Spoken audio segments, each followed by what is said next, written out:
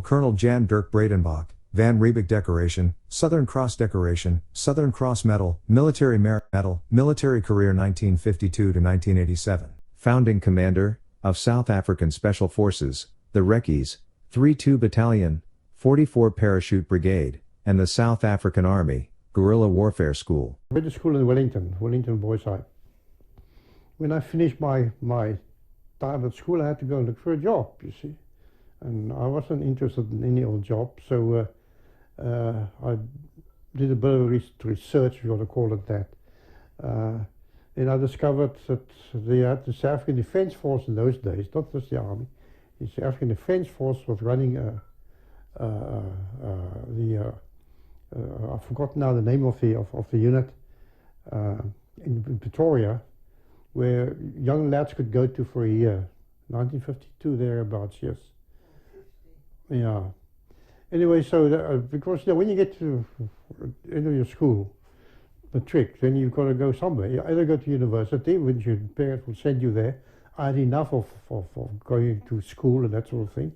And then I saw this advert in a newspaper, and to the regret of my mother, I applied for a post at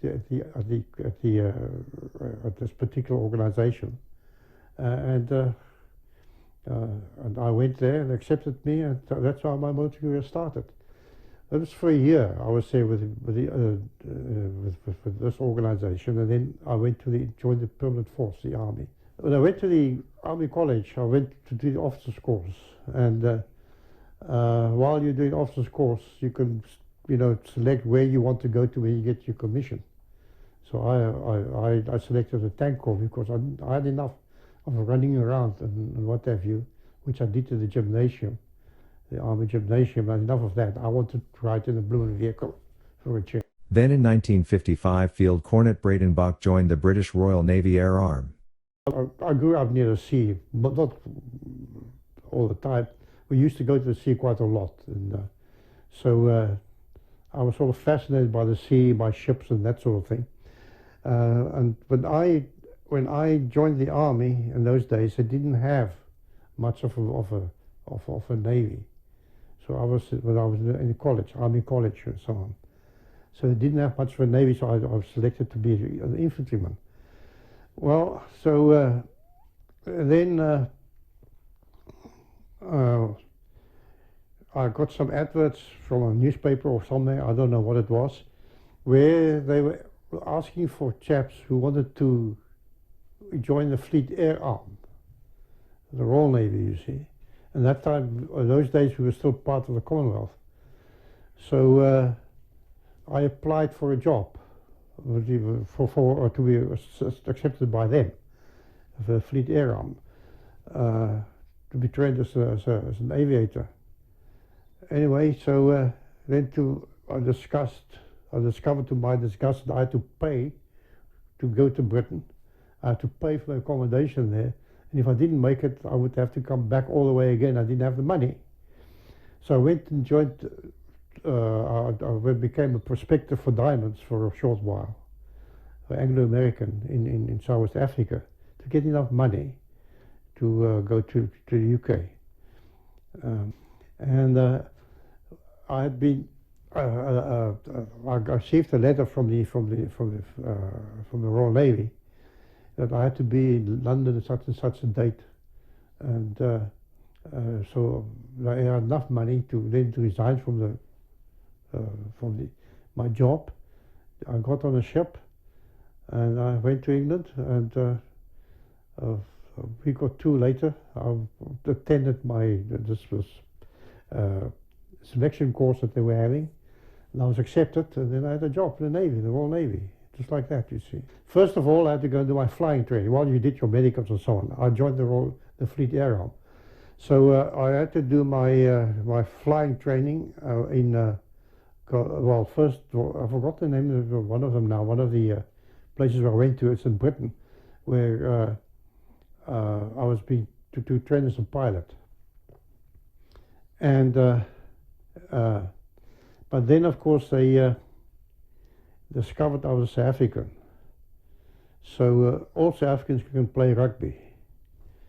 And so I was selected to the first rugby team, to play against, I forgot now what the organization was we played against.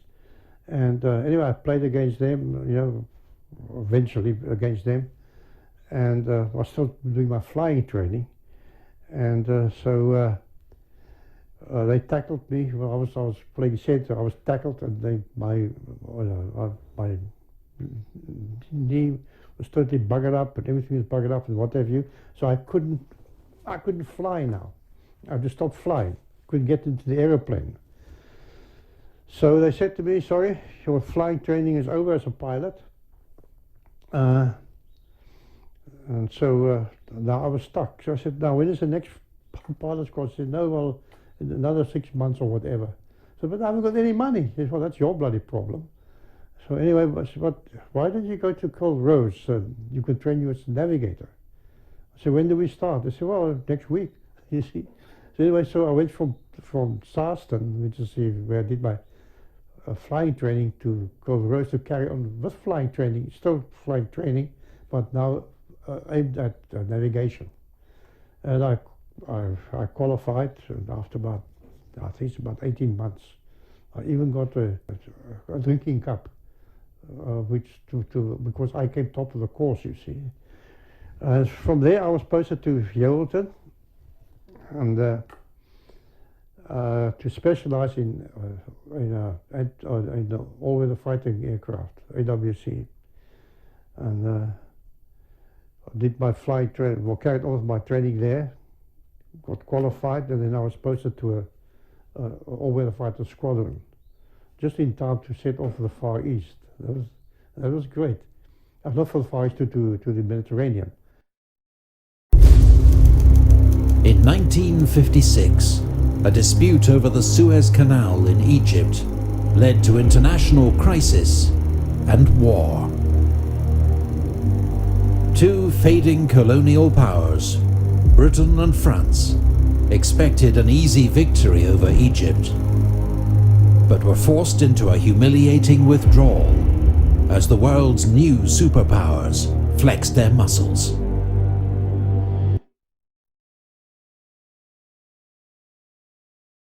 Part of my training with the Fleet Air Arm was to go onto an aircraft carrier at some time or another, you see, to show how they work, to figure out how it works. Then the Suez Canal thing came up, and so I was posted to HMS Ocean, one of the carriers. I wasn't flying yet, but I was qualified. I was an officer, a sub-lieutenant, and I know my seamanship and that sort of thing. So I went into Ocean. Ocean was the aircraft carrier, so that's my first contact I had with any war. On a rather big scale. Didn't know what the hell was going on. Well, nothing much happened to me except that the bloody jipper opened up on me with a Bren gun when I was going around the small boat to check up the ships in the harbour for because they had frogmen, and we were scared to have to keep them at bay. And that's the closest I came to war, actually, in that big blooming thing that happened. I didn't realize it was that big.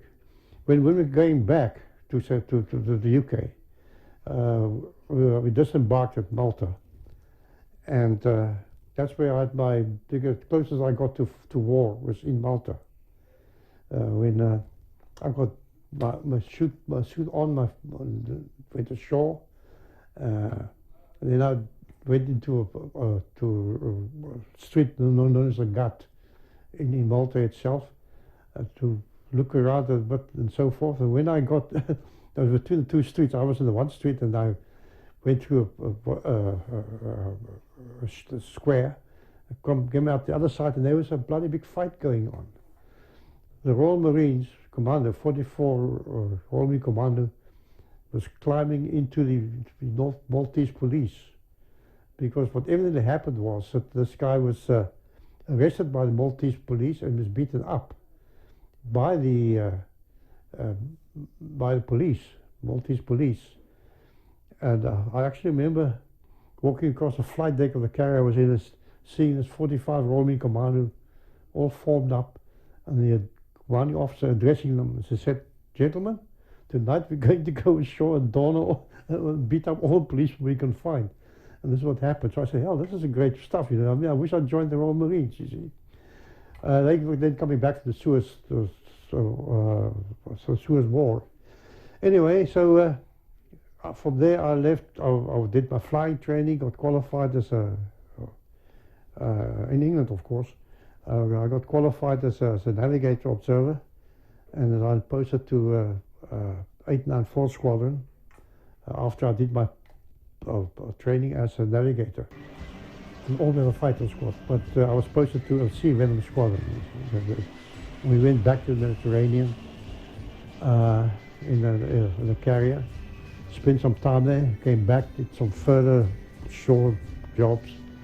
Altogether, I think I was in 4 or 5 different aircraft carriers, but we ended up in the end in the carrier going off to the Far East, HMS Albion, and spent the whole year in the Far East, flying and so on, operational flying. In fact, it was pretty dicey because we lost something like 25% of our aircrew because I was in all-weather fighters. And when you are operationally deployed, you fly, no matter what the weather. You see, the thing is that I couldn't stay in the Royal Navy after we left the Commonwealth. I could if I became an Englishman, which I nearly did. I would have become an Englishman straight away because I've been here long enough. But at the same time, South Africa was having a rough time. I thought, no, hell, I better go back to my country. And by that time, I was already married, and we had a little boy, and we came back to South Africa. When I got back, I obviously went to, all I could do was join a military organization. So I went to Pretoria, applied for a job in the army. Then re-enlisted as a lieutenant. His new South African Defence Force career started in March 1960. By retirement, he was decorated twice, and had received 9 other medals. While doing this, I ran into a chap by the name of Willem Low, General, a commandant, or Lieutenant Colonel. And he said, "Now, what the hell are you doing here?" I said, "No, well, I've come back from the UK, I'm rejoining the army." He said, what do you, I said, "I'm going to go to tanks." He said, "No, man, don't be bloody stupid. Come and join the Paratroopers." I said, "What, Paratroopers?" He said, "Yes, I'm the commanding officer of 1 Parish Battalion." I said, "Okay," so I joined the Paratroopers, you see. Anyway, so one thing led to another, and I became a paratrooper.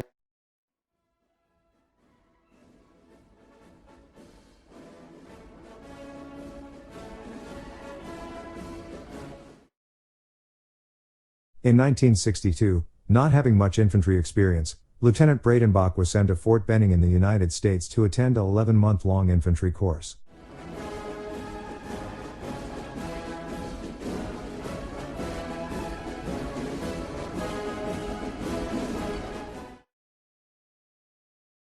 On August 26, 1966, Captain Breytenbach and 9 parabats participate in Operation Blauwildebeest, where the first shots of the border war was fired.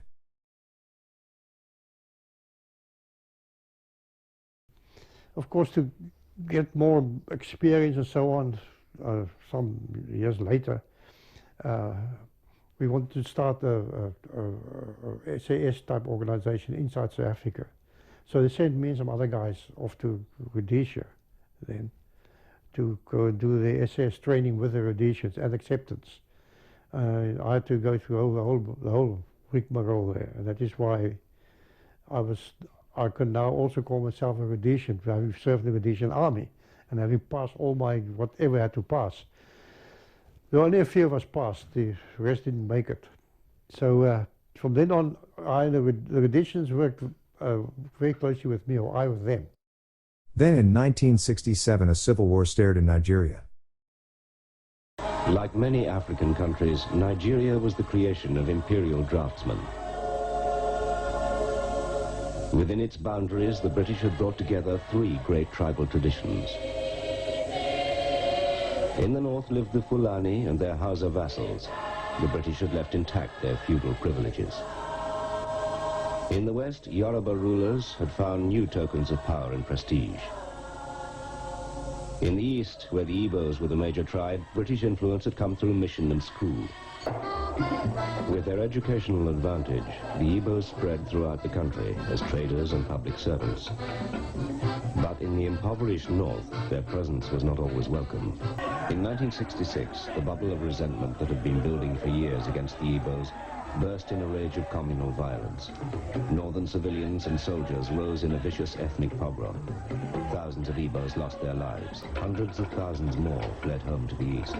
When the federal government proved incapable of halting the pogroms, Ojukwu, then a colonel and military governor of eastern Nigeria, grasped the opportunity. Showing from the first a gift for propaganda, Ojukwu mobilized the Igbos for secession from the north. This is not an occasion to stir up emotions, but it is impossible to forget that men, women, and children of our kith and kin were taken out of their beds and slaughtered. They were massacred in places of worship, in the streets, in marketplaces, and in vehicles trying to carry them to safety. What's happening here, in fact, is that Nigeria is beginning to split into some of its constituent parts. In May 1967, Ojukwu finally took his people out of Nigeria. Biafra was proclaimed. The Nigerian government uncompromisingly opposed Ojukwu's rebellion. With their military superiority guaranteed, their position was simple. Biafra was a part of Nigeria and would remain so. Ojukwu's army prepared for war with only a handful of real guns. By N 1968, Major Breytenbach was transferred to Southwest Africa Command as a staff officer in the training division. Later in 1969, he and 3 others partook in Operation Pelican in support of the Bavarian rebels. Our government got involved with Biafra. I got no idea, the political side of it. I was just called in by Willem Lowe and told that you get yourself some guys and you go off to Biafra because we are committed to that, you see. So to train there, the Biafran troops, because of course they're fighting against the rest of the country, you see. I mean, they're not properly trained. So off we went, and I think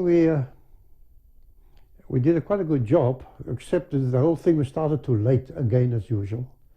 And if we'd gone in, say, 6 months earlier, the Biafrans would have won the war, but it was too late again. I only had a handful of guys, 4 or 5 guys, we were all together. But we were just getting operational, and we were just sorting out the enemy, as it were, when the whole thing collapsed, and we had to get out. We weren't strong enough yet.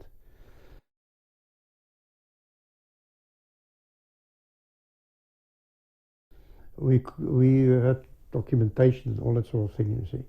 So I couldn't use, of course, Breytenbach, so I used the surname Carpenter. And ever since then, they called me Carpenter. I use it also. If I go and work with, for instance, in Angola, they make contact with the local people they're fighting against the government. You use not your own name, but you use another name. So I used the name Carpenter eventually, and eventually Carpenter stuck more than Breytenbach did. So it happened a few times. Hello, Mr. Carpenter, and how are you? You see, and I click. I turn around.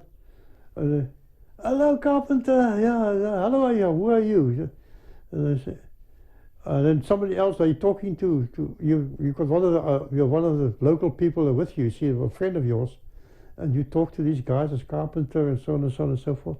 And then you finish talking with them, and this chap says, "Who the hell is this Carpenter? I thought you were called Breytenbach. That's your surname, isn't it?" I said, "Yes, of course it is." So then, of course, then it stuck. From then on, they started calling me Carpenter. So everybody knew Carpenter was actually Breytenbach. So it lost the reason for being called Carpenter. It flew out of the window, you see. So that's how I call it Carpenter.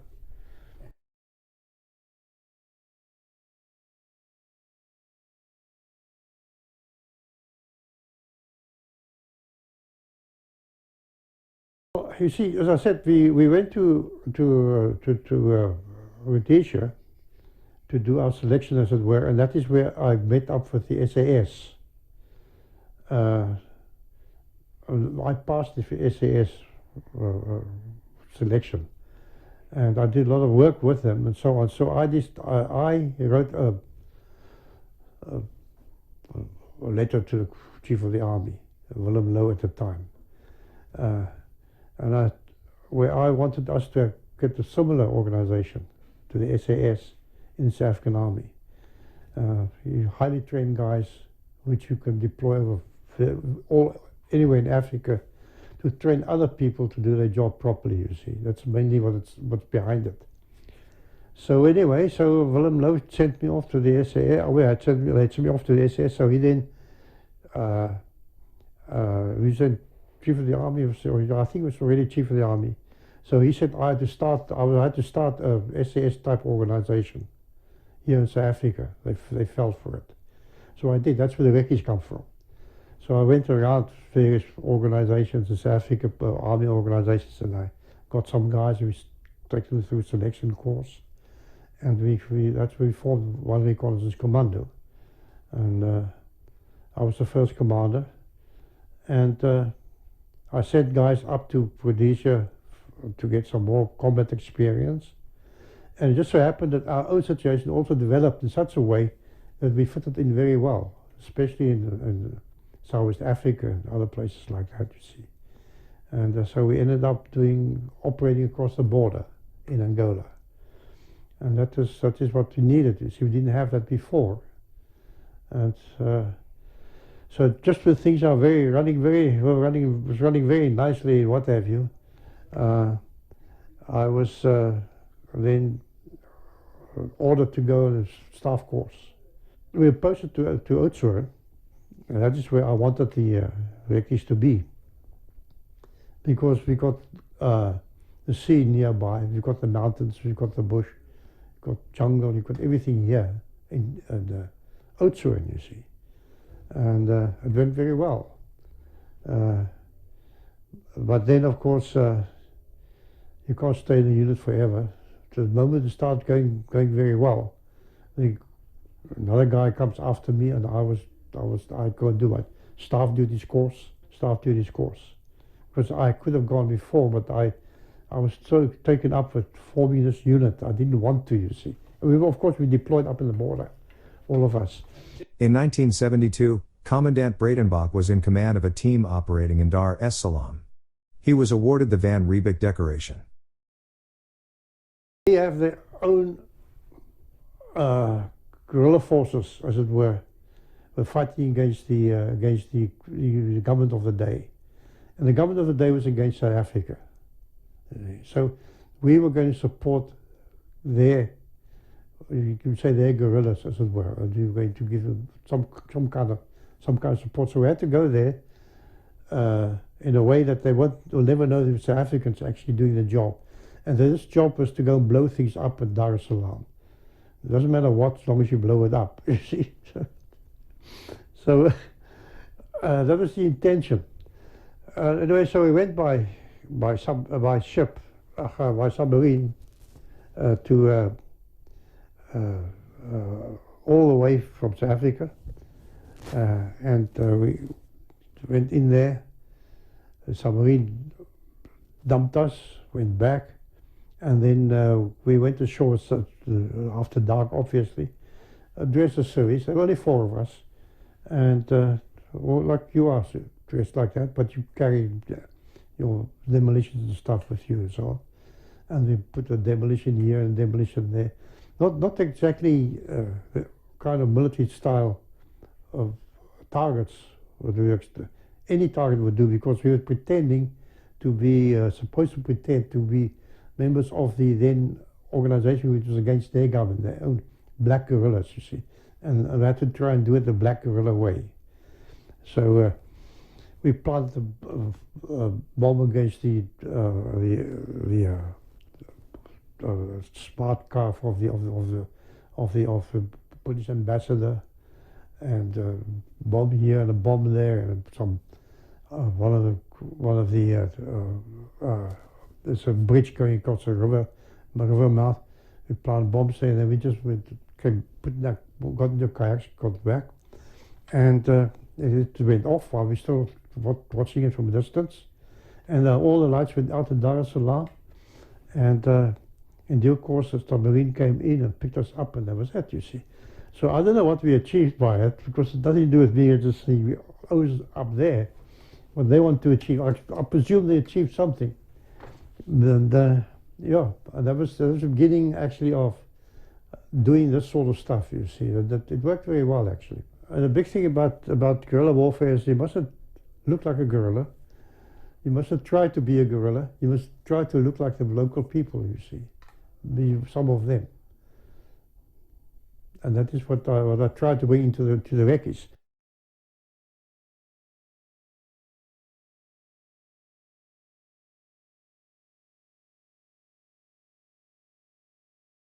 I had a fallout with the general in command because he posted us, the whole unit posted from Oudtshoorn to the Bluff in Durban.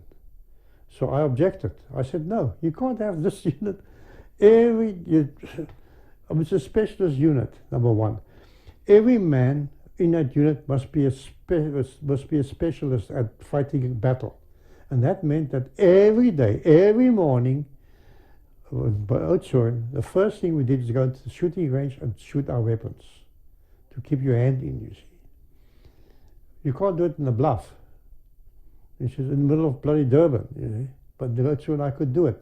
So I said to the German, I can't train the people properly on the Bluff. No, but that is, you are sticking out, you should Oudtshoorn. In Durban, they won't know that you are there, and also, I said, that's what it's about. It's about training preparation. There's nothing strange about our training or preparation. It's like any other blooming unit, except we just do it better. That's all, and we select the guys. And of course, this general didn't like to be, countermanded by a commandant. So he said, you will do it. So I said, no, I'm not happy with that. So then he transferred me, you see, and he got another guy in to do it, Jake Swart, and they moved to the Bluff, and I had to move to the headquarters.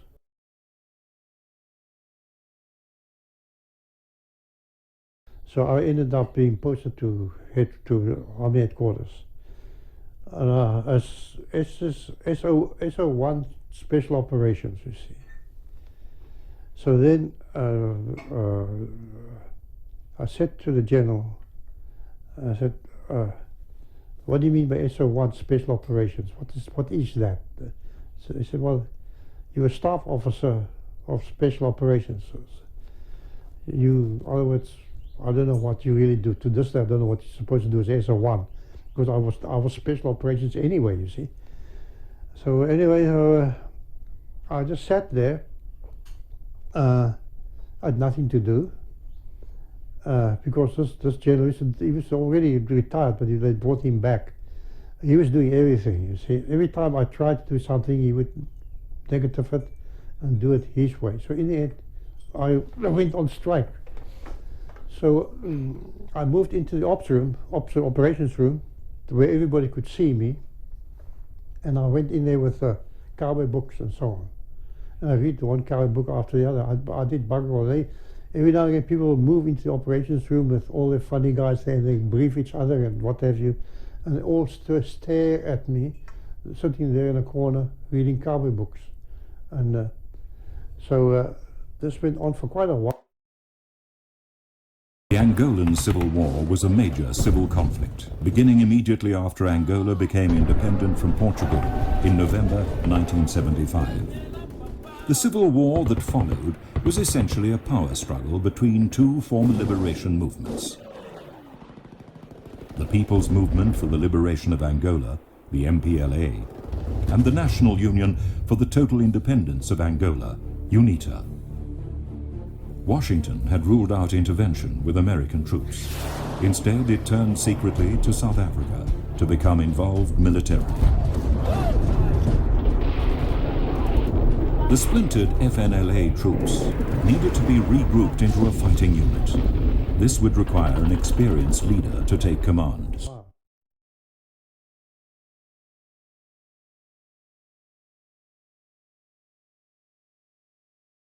Three-year journal for June. He was then a brigadier. He walked in there to be briefed by one of the staff officers there about what's going on somewhere, I don't know where, somewhere in Africa, you see, because Staff 3 was then involved with the war going on north of the border in Angola and so forth. So he listened to this and he was briefed and so on, and so he turned around and the Napoleon turned around, he saw me sitting, he said, "What are you doing, Jan?" I said, "I'm doing fuck all." So what do you mean by that? So I said, "Because I've got fuck all to do." I went to see Constant Constant for you at lunchtime, and then he asked me what am I doing? So I said, I'm doing that. I already told him before. I said, "I'm doing fuck all." So, right, you're on a plane tomorrow to the border, and you must go and train some blacks. You report to a senior officer there. They're expecting you, and that's what you've got to do. Tomorrow you fly. So the next day I was on the plane to the border, and I reported there. Forgotten the name of the guy now. I reported to him. You see, then I discovered that I had to sort of organize these blacks who were against their own government. We were all down on the border, as it were, and I've got to train them, etc. And I'm going to get some guys as instructors, and to train them to fight against the communists and the Cubans and so on. Oh, that's okay, fine, great, I'll do that. But I had to do it at a place called Mapupa. Mapupa's inside Angola, and that's where these guys were. I had to go into Angola. So I had to go there and find out what must be done. And so they flew me there by plane, and I looked at this lot, and it was a mess. It really was. I mean, the guys didn't have shoes, they didn't have clothing, they had nothing. Amongst about 20 guys, maybe you find one with a rifle and so forth, and that was it, you see. I mean, they were literally staggering around. They can't even walk probably because they were so hungry. And they had no boots on their feet. They looked scruffy. They sat down all the time because they couldn't walk anywhere because they were hungry, you see. And I must prepare these troops to invade Angola, which was a different kettle of fish. Not just for their survival. Now I must train them to be aggressive, to fight, to attack, not just to defend themselves. So I got stuck in. I got more equipment. I got mortars and machine guns and all sorts of bloody things. And most important of all, I got boots for the troops and clothing for them to wear, etc., etc. They've already been organized in companies. And I had already company commanders, who were youngsters, so it went very well for us. And so off we went to war in the end. I think what they expected, my troops expected, because they were F9A, what they expected was that we were going to get a slice of Angola. It's going to be theirs, you see. And similarly, I think the UNITA guys were going to have a slice and somebody else could have a slice, typically cutting up the country in a different whatever. We had the wherewithal to drive, to transport them as the normal lorries and trucks which the civilians in Angola used. I think they confiscated them or whatever. And we had some of those, and we had some African army vehicles as well. Camouflage, of course, and so off we went to war. Fortunately, the enemy we were fighting against was bloody useless, because I didn't train my troops for a conventional war. I trained my troops for a guerrilla war, which is totally different, you see. Now they got to operate as platoons and companies and battalion, and the mortars had to fit in with that kind of organization. and we've got a different kind of war which are fighting. But they clicked very well. And some of the guys were, of course, from the old Portuguese army, in the black guys. And so they knew more or less what was going on as well. Commandant Breytenbach's FNLA fighters became known as Bravo Group under command of Task Force Zulu. By end December 1975, Commandant Breytenbach returned to Chief Staff Operations where a new mission was waiting. Early January 1976, Colonel Breytenbach returned to Pupa to continue training the FNLA. By March 1976, the force at Pupa was relocated and 32 Battalion was formed. There was, yeah, it's the re-equipping and what have you, and the resettling of the Angolan troops were coming across the border, who I brought back with me across the border. You see. Now the idea was that for us, when we started supporting FNLA, was that when our time is up, I'm talking about the white troops now, they all go back. And I go back and whatever, we all go back. Maybe as things happen in a combat situation, people get replaced and more people come in and others go back and so on. But I jumped in such a way that the platoon leaders especially, them and the command guys, that they stay there. And I must also say this about the white troops, white commanders, lieutenants and captains and majors. Because we're fighting a war, actually fighting a war, they prefer to stay with 32 Battalion, with Bravo Group, you see. So I didn't have to do any convincing to keep them with me. They wanted to be there to start off with, you see.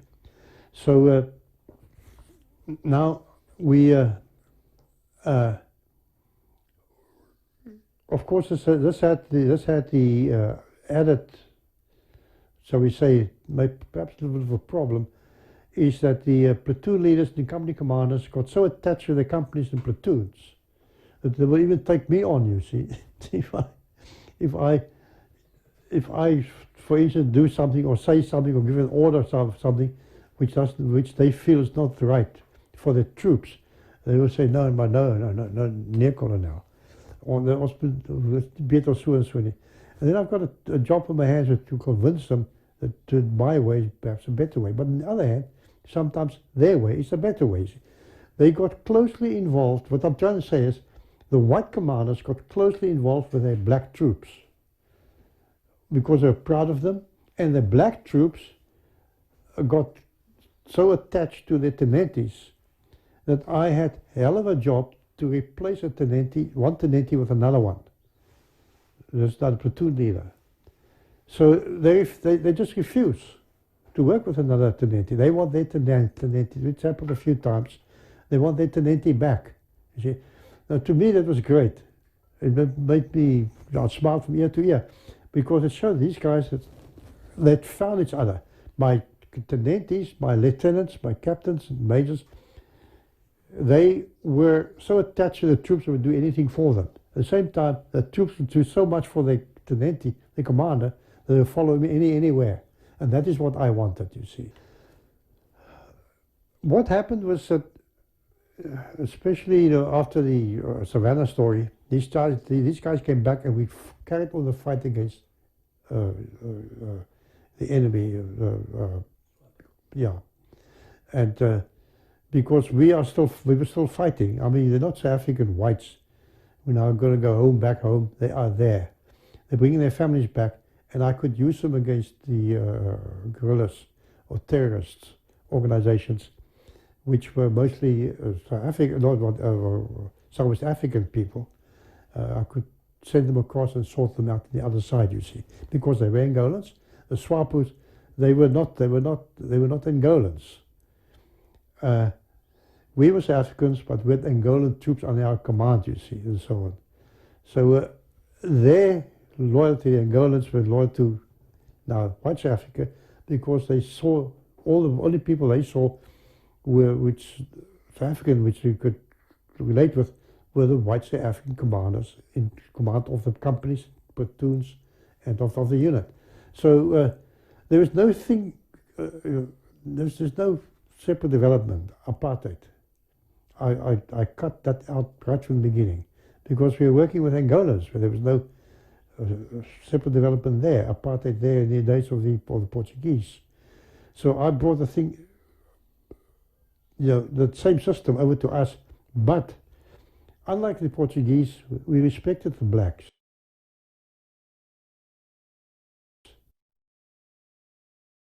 Yeah, well, Gert was switched on as far as how units are being run, which I was not.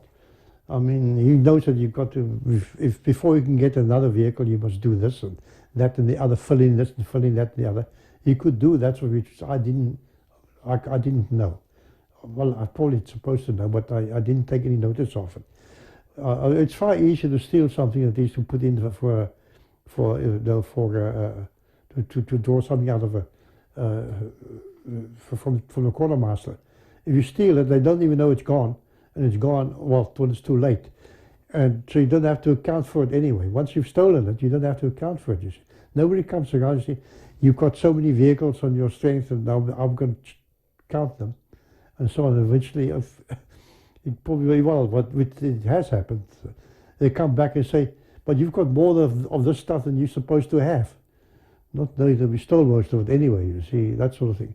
So I kept these people at bay. Gert was good at it, keeping people at bay. And because we operate both sides of the border, we could get away with it, with stealing other people's kit. Because they can't go after you into Angola to go get it back. But you don't bring it back across, especially vehicles. I stole other people's vehicles, you see. But that means the vehicle's got to stay on the other side now. The moment you get to this side, the police come and they reclaim it, and somebody's in trouble, and normally I. And so, well, I didn't want to leave. You see, now, in my career, was also sort of spelled out by the army. I had to go on a staff duties course in this particular case, and I missed the first time I was supposed to go. I said, no, I don't want to because the battalion is not ready. Then I don't think they're ready yet that I could leave them to go on a staff duties course. And you've got to have a staff duties course before you can get any further promotion. So I didn't go. Then the second time it happened. Then the third time it happened again, and then I went to see General Gleason. I said, well, I can't go because of you, this and the other, 32 Battalion. And so he said, you've got no choice in this matter, you are going. So I said, no, General, I'm not. I said, you didn't hear me properly. It's an order, you are going. You see, so then that is where I said goodbye to 32 Battalion. After completing the 12-month staff course, Colonel Breytenbach was transferred to Northern Transvaal Command as Senior Staff Officer. On May 4, 1978, Colonel Breytenbach commanded the airborne attack on Cassinga, Operation Reindeer. That was after I did my staff duties course. I was then SSO Northern Transvaal Command. And then this Cassinga thing popped up. And so I was of course a paratrooper, you see. General Viljoen, yeah, he called me in and they said that I would have, because I'm a paratrooper, and I knew the bush pretty well from my 32 Battalion days, I would have to go and sort out the base in Cassinga, the Swapo base. Swapo base in Cassinga, which meant we would have to jump in. Of course, I'm a paratrooper as well. And I must now start this training these guys and so forth. And his last words were, you must make them fit because all bloody unfit. And so I'm talking about paratroopers now, white paratroopers. Right, and so that is where I got back into the combat line again. But there's something on its own. 32 Battalion, at least the paratrooper attack on Cassinga was something that was totally out of the blue. And it was a one-off affair anyway. It was a battalion drop, and so we could muster a battalion drop with great difficulty. Because over the years, you know, we trained paratroopers, but they didn't always right for fit especially as you grow older, to go and attack a base like that with a parachute assault. Then of course other restrictions as well. I mean, the Air Force could only take so many guys in the aeroplanes which they had available, and the distance that you've got to go is quite deep inside Angola. So your air support, air combat support is dependent on that. So in the end, you end up with a specific sized unit which you can do the job with. A lot of training it needed. We had to call them up then. All civilians. While there were a small group of national servicemen as well, but mostly civilians were in civilian jobs. So I'm going to retrain them, and call them up and make them fit again, you see, to jump into a operation where hundreds of kilometers away from the border, and so forth. And training itself would take a long time. But they were all keen to go. They were not fit. They were all keen to go. I had to get them fit. And that meant running every day with kit and so on and so forth. And fortunately, I also had quite a reasonable time to retrain them and to get them into fit and so forth. So by the time the operation went in, they could do it. Yeah. Well, we wiped out all the Swappers to start off with. Well, that basically destroyed from one end to the other, you see. And this was the headquarters of Dimu Amambo, who was the commander of SWAPO. And all their logistics were there and so forth. So we destroyed the base. What actually happened, why it's important to me is that SWAPO was concentrating on that base, and they're being retrained for a massive incursion into northern Southeast Africa, especially into the black areas and so on. They wanted to as it were, destroy the Boer sort of fist that was holding the South Africans under their control. They wanted to destroy that. And that is what was happening in Cassinga. All of the training was taking place there. The command staff were there as well, and the Russians were also there, and Fidel Castro's guys too. Also, they were training them for this incursion, massive incursion into northern Southwest Africa. You see, so we were just in time to stop that nonsense by attacking the most important base, which was the Cassinga base, where the headquarters was. The Russian guys were there to advise them, to train them, and also Cubans there. Of course, they gapped it. They were the first to run like hell when they saw the guys jumping out of aeroplanes. So they just gapped it. They were gone. We might have killed some of them, but I don't know whether we did or not. Especially the preliminary bombardment. Yeah, it was actually a very nice operation. That I really enjoyed it. Strange it was too. That we done quickly, in and out sort of thing, but we did it very well. Yeah. Of course, we exercised. We ran it through. I called up the guys, and we did over and over and over again in training ground near Tempe, and that was great.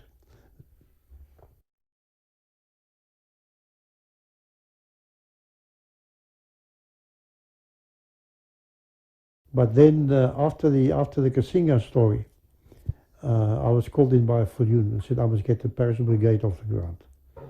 So then I started with that. You see, there were paratroopers were doing a 2 years training, and so on. Then they were allocated to various CF parachute units. But nothing happened, you see. And that is when Cassinga came along. I had to go through a long series of training to get them ready for this particular attack. So therefore, the paratroopers were not ready to go into battle like that immediately. So that was my main concern. And then I was posted then as the initially as the commander of the brigade commander, but then eventually another guy came in as brigade commander, and I had to take second seat. But I still kept on with the training of the paratroopers, each unit by itself. Later in 1983, Colonel Breytenbach established the South African Guerrilla Warfare School, where he served until his retirement in 1987. Colonel Breytenbach's decorations and medals is a testimony of his remarkable military career. After retirement, Colonel Breytenbach for a short period was involved in the Suez Defense Force.